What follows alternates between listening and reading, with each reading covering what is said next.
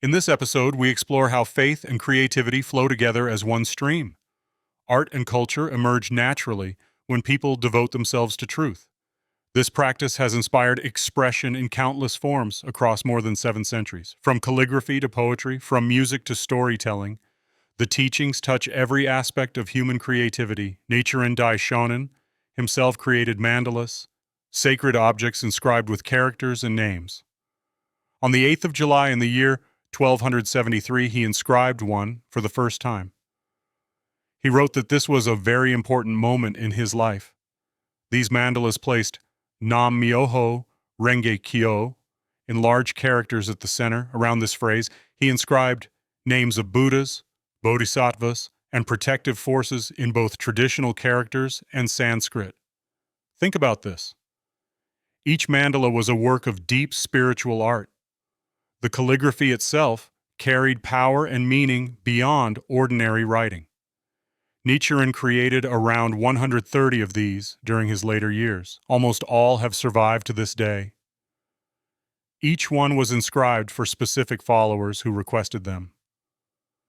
These works combined religious devotion with artistic skill in a way that continues to inspire people. The Lotus Sutra itself has shaped culture across many lands for many centuries. Temple walls display scenes from the sutra painted in vivid colors. Picture scrolls from medieval times show the Buddha preaching from a lotus throne. These images still captivate visitors when they see them today. Artists transform abstract teachings into visual stories that anyone can understand and feel. Poetry has long carried Buddhist wisdom from heart to heart. In ancient times, perhaps all people were poets in dialogue with nature. Collections from early Japan include poems written by people from every level of society. Almost half marked the poet as unknown. These poems were not written to create a famous name. They poured out as unstoppable expressions of the heart.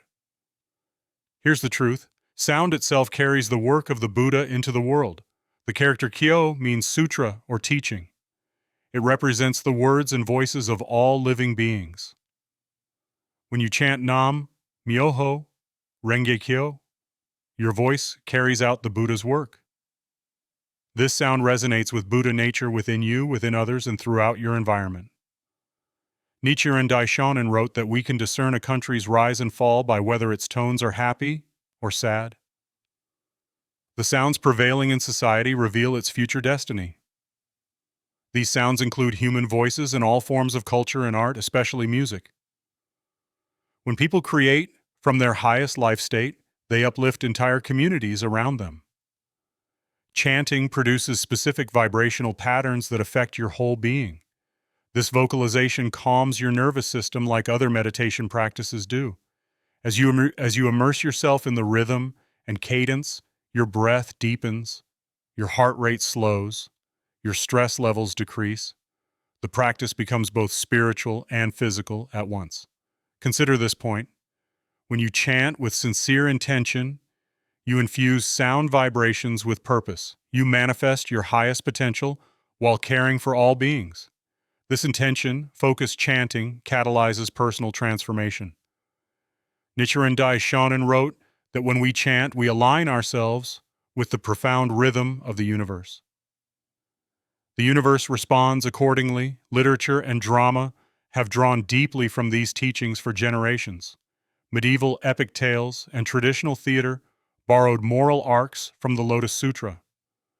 Heroes undergo trials before realizing true compassion, just like bodhisattvas in the sutra.